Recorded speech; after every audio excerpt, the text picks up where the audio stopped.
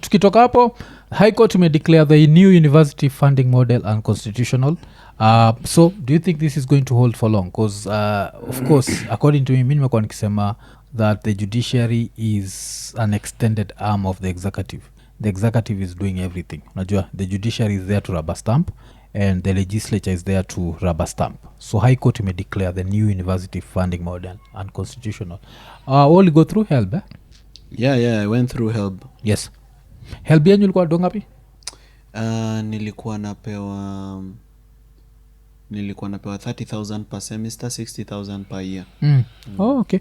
Oh, you knew na semester mbili ni first na second. Okay. So history university new funding model. This is what I can say. First, about independence of the judiciary. Sio judiciary yote imekuwa compromised. Yeah. But the problem is that the topmost court has been compromised. The Supreme Court. And that's a problem. Because then it means you can go to the High Court and land a good judge and get a good judgment, but they are going to appeal. Yes. And when you go to the Court of Appeal, you can get a good judge and get a favorable judgment, but they are going to take it to the Supreme Court. And now Ruto owns the Supreme Court. The Supreme Court is his bitch. He owns them entirely. Yes. Kabisa. So that's the problem, that the highest and last court of recourse, Yes. he owns it. E-funding model, what Ruto was trying to do, he realized wameibado sana. They can no longer fund public universities. So most public universities zilikuwa insolvent, zilikuwa zina collapse. I saw it in every public university. Especially after walitoa ile kitu ya self-sponsored students, where self-sponsored students were paying school fees and it was helping universities grow. So because when they removed the self-sponsored programs, Hakuna bana. Mimi najua nitoka Every student that has qualified to go to universities, unajua hata wali lower entry point. To C. Yeah, that time it was a B. Yeah. So because of that, they were unable to fund these universities. So what Ruto was trying to achieve with the funding model is he was trying to make parents that are slightly more able to pay more, so that those who are completely unable to pay less. But now the system introduced to achieve that objective was not accurate and was not sensible, and it was using very ridiculous metrics of means testing. Unasikianga kwa town za kusema means testing. It had a ridiculous formula for means testing. Inaweza kutest hapa saa hii na mtu kama mi Morara nipatikane kuwa poor of the poorest, when I can actually afford this thing. Ama na mtu mwingine is poor of the poorest, ambiwe you should pay. So because of that inaccuracy and inequality, it was denying people the right to education, and more especially higher education.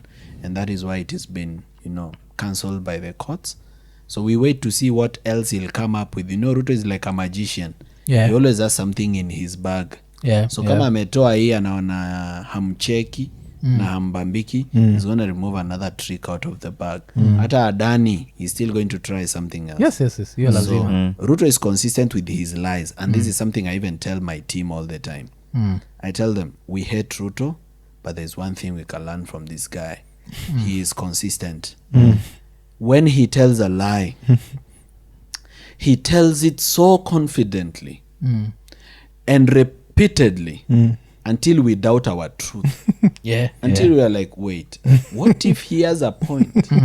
What if he could be saying something? For example, nani amewahi hesabu watu wanawaka kwa housing program akajua ni 160,000? Yes, amesema mara moja mpaka tunajua gani 160. Sasa that's the only fact we have. Nobody else has given us an alternative fact, so we've believed Ruto's fact. In our housing program, we have created 160,000 jobs, real people. Hesabu housing program ni ngapi zinaendelea Kenya? We sema we ni contractor, jipe maximum ya 500 people per construction site. Hawezi fika 10,000. But we believe him on the 160,000 jobs. 1 million liters of milk, 5 million bags of maize. Anakuangana two figures hapa na pale zenye ziko so big and unverifiable. So Ruto is very crafty, and he is going to try something else hapo kwa university. Yeah. So watch this space, he's gonna come up with something. So vile points zinaenda, I think by the time tunafika ni 2030 something so maybe hata itakuwa easier for nini cabinet secretaries kuingia university because I think itakuwa to their level. Entrance points. Kusaizi itakuwa ni jiado itakuwa tu ni jiado. Alafu ukiwa KU ulikuwa student leader? Yeah, I was a student leader there. Ukiwa from form 4 ati form 4? No, nilianza na School of Law, then nikaran for president of Kenyatta University Students Association. Wanaita inaitanga Kusa. Yeah. So ulienda ukiwa chairman wa Kusa? No, walini suspend a day before elections. So hii kitu inafanyika tu hapa in Kenya is the same thing that happens in the universities. In this particular instance, I was so popular, but I was suspended a night before nomination of candidates. Okay. And after that, the university was closed indefinitely. Later, we were arrested, taken to prison. I stayed in prison for like 47 days. Yeah, Ganyo? Well, first I stayed in Kiambu Police Headquarters for 10 days. Then I stayed in Kiambu Prison. 47 days. Kiambu Prison? Oh, okay. Kuna colonial prison iko pale Kiambu hapo kwa Coffee Bushes katikati pale juu kwa mlima, ilijengwa na wazungu. Yeah, I was in so that charges prison. zilikuwa nini? The charges was incitement to violence because we were the leaders at that time, and because we went to KTN and other TV stations and spoke very harshly against the administration in regards to how they had handled the lecturer strike and how was they the VC your time? Mugenda? No, by the time we are coming in, Mugenda had now left. By the time this is happening. So when I went into university, it was Mugenda. But by the time this thing is happening, the VC was Professor Wainaina. Okay. So he was in an acting position as at that time. So later, of course, we tulipigwa bail ingine yenye ni unaffordable. We were told, imagine your students and then you're told your cash bail is 1 million. Oh shit. Oh, okay. 1 million cash bail is also something you're going to raise as a student. Na equitable like term. So bond pia ilikuwa 1 million and surety. So we couldn't raise it. We went to prison. But of course, we got volunteer lawyers. They came and argued for us. And a judge called Professor Joel Ngugi, who then was a High Court judge for Kiambu, reduced the bail. After like 47 days in prison, he reduced the bail from 1 million to 100,000. Okay. So we left. Then kesi ikaendelea. Mi nikaenda nikaanza biz. Nikiendelea kufanya biz, kesi ikaisha. When it was ended, we were told we can resume studies in the university. Okay. So I went back to do the studies in the university. But by then, nilikuwa nisha come up na plan B. Because nilikuwa naona, this case, from my experience with cases, I knew this case can drag like forever. So I need like another course. So I'd gone to Riara to, seek to do a course in business administration. Okay. But sasa KU ulimaliza hiyo law? No, KU, I've not yet finished the law degree in KU, but the Riara one ilisawazisha.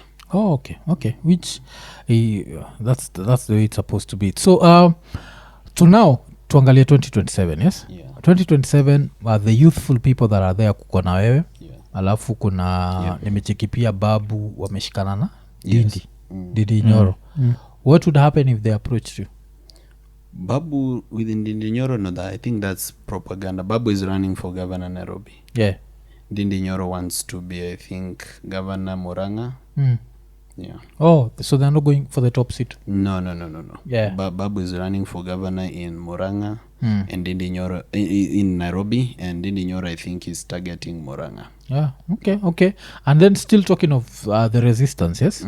Kumekuwa na hizi infighting mingi kabisa. Yeah. I think like one of the people ule anakuwaga against we kabisa ni anaitwa nani? Gaidho. Francis Gaidho. Yes. But anakuanga against everyone. Yeah. Sio mi peke yangu. Yeah.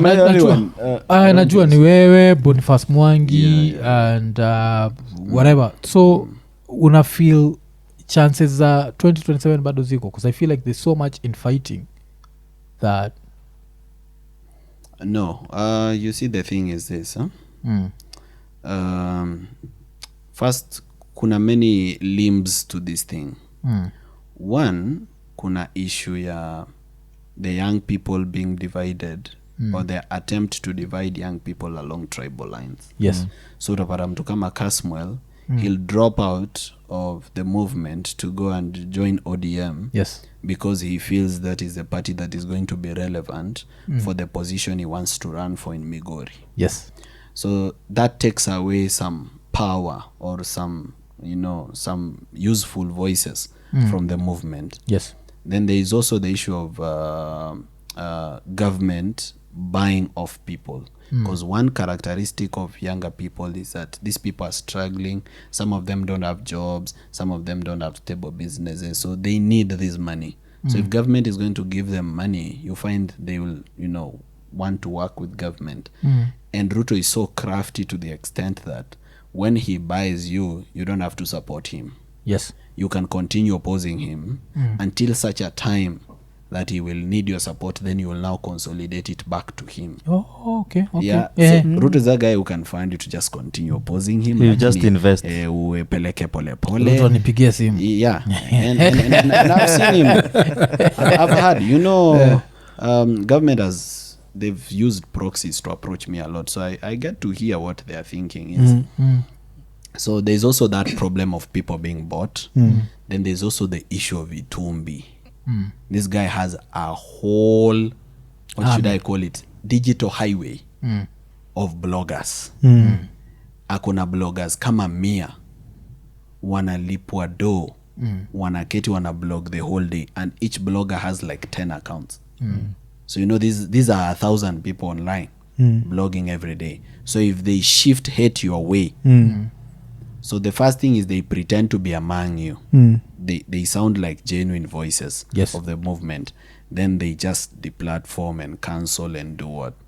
But now, this is what I believe, about young leaders going into 2027. Out of all the people that are saying they are young leaders, none of them has declared to run for president. Yes. I'm the only one who has declared that I'll run for president. Yeah. 2, out of all young leaders that are trying to organize young people in different ways, I'm very organized politically. Other people might be organized in NGO, maybe they have social justice centers or people's assembly or what. But talking of political organization, it begins with a political party. Yes. Inject, which stands for Inclusion of National Justice, Economic and Civic Transformation, is still the most organized youth movement that has structures or a semblance of structures.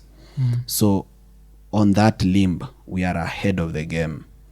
What we keep getting is a lot of fight, but I know how to navigate the fight. And the only way to navigate that fight is to be consistent. That's the only secret. You see, as long as people are fighting you, you're not fighting them because you need them. At some day, you need them to change their mind and support you. And since they are not your competitors, you don't have to spend your energy or time to fight them. You just need to spend your energy and time doing what you should be doing until they get to a point and say, by the way, umse tunakuwa tunamuuliza nini? Hajai to sell out, hajai to peana. He still speaks about our issues. He has remained consistent. Anaendelea ku call out government for ills. Demonstration tukiita, he is available. Hata femicide anatokea. So at some point people will be like, we've never had anything bad about this guy. Probably we're just being taught to hate this person. So I believe if I'm consistent, people will find a better reason and a more solid reason to support me. Because I'm this kind of person who I've never held any political position in Kenya. Therefore, people still don't know, number one, am I serious? Yes. How serious am I about this thing? Or am I just saying it for clout? Can you actually do it? Can I actually do it? Am I really going to be on this ballot? Am I serious about this thing? Then people are also asking themselves, why should we trust this person? Yes, we know what our political class has done. We know the corruption. We know the police brutality. But this is our guy. How good do we know him? And that's why whenever I get opportunities like this to come and talk, I get to come and be known by people on what I really stand for, who I am, what I believe in, so that people now find a reason to either support or oppose. And I believe as we go into 2027, I'm the best candidate to beat William Ruto. The reason I say so is because I'm not going to run on a tribal base. I'm going to run on a demographic base. I'm going to run on the base of the youth who have never voted and are voting for the first time, and I'm the reason they're voting.